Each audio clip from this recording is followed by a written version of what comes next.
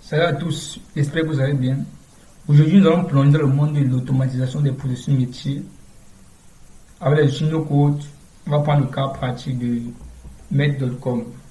En fait, c'est quoi l'automatisation? L'automatisation consiste à utiliser les outils qui vont nous permettre d'effectuer les tâches de façon répétitive sans intervention manuelle. Bon, l'automatisation a plusieurs avantages.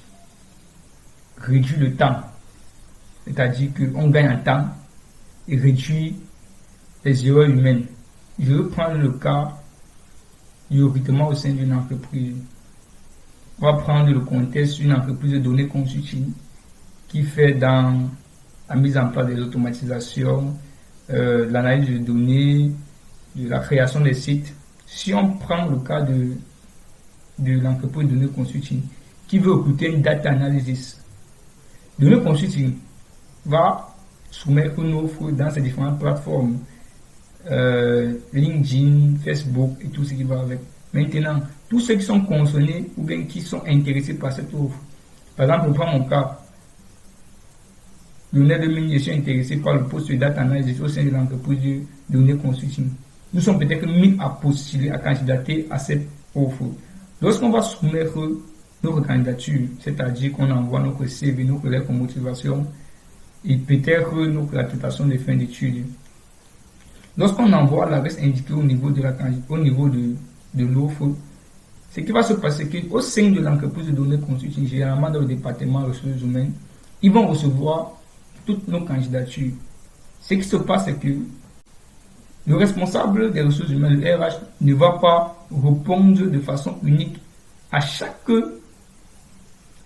candidature. Par exemple, il répond à Lionel Lemini, salut monsieur Lemini, on a reçu votre candidature au poste de data analysis au sein de l'entreprise de données consulting. On vous contactera pour la suite. Il ne va pas envoyer ce message, il ne va pas m'écrire ce message, finir de m'envoyer le mail, partir écrire le message à les 999 autres personnes qui ont postulé. Ce qu'ils vont faire, c'est qu'ils vont mettre en place un système d'automatisation qui va permettre que lorsqu'ils reçoivent une candidature, ils envoient automatiquement un mail à l'adresse de la personne qui a postulé.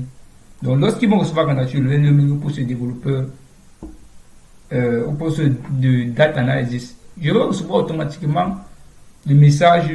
C'est un peu comme une accusé de réception. Monsieur Lemini, on a reçu votre candidature au poste de data analysis au sein de l'entreprise de données consulting. Nous vous contacterons pour la suite si nous sommes intéressés par votre candidature. Cordialement, l'équipe data analysis de données consulting par exemple. Bon, ça c'est juste un cas d'automatisation au sein d'une entreprise. Bon, il existe plusieurs outils d'automatisation. Bon, jamais sur nos codes, plusieurs outils. Bon, ce qu'on va utiliser régulièrement, il y a Zapier, qui est aussi très bien. Il y a Make.com. Moi, je préfère Make.com parce que ça permet vraiment de se connecter à plus de 1000 applications. Il y a Power Automate. Bon, ça c'est un outil Microsoft. Il y a N8N, qui est la version open source de Zapier. Bon, je vais me connecter à l'un de mes comptes Make.com pour vous présenter de façon superficielle une automatisation que j'ai mis en place.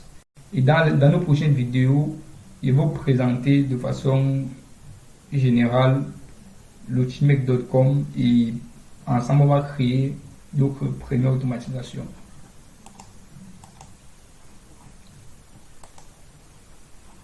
Bon, nous sommes ici sur l'automatisation étude de la météo.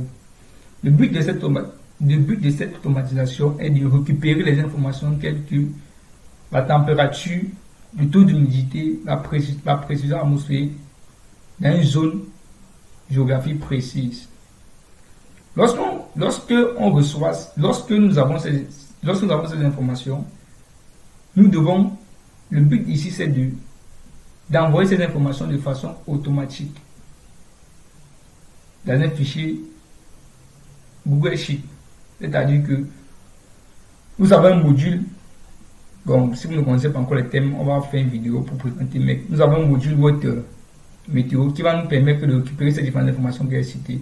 Le module Water ici va nous permettre de disperser ou bien de partager de transmettre les données directement dans notre fichier Google Sheet que nous avons créé et envoyer automatiquement le message à un utilisateur qui est sur Slack. On va lancer le scénario et puis je vais vous expliquer l'avantage, un des avantages de ce scénario par exemple. Si je lance le scénario suivant, ok, ce qui se passe, c'est que si on parle à notre fichier Google Sheet qu'on a lié à ce module, le voici, si on actualise, nous sommes à 14 ici, si on actualise,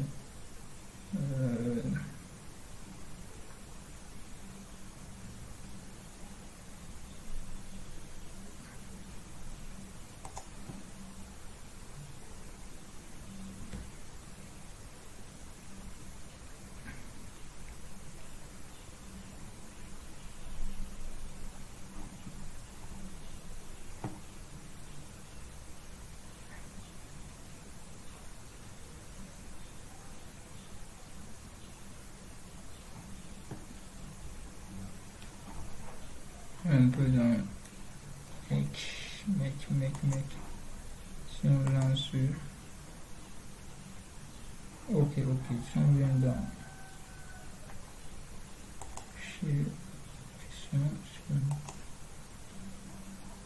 ah ok, c'était enregistré. Bon, nous avons occupé automatiquement la température qui est de 28,83. Nous avons la pression atmosphérique, nous avons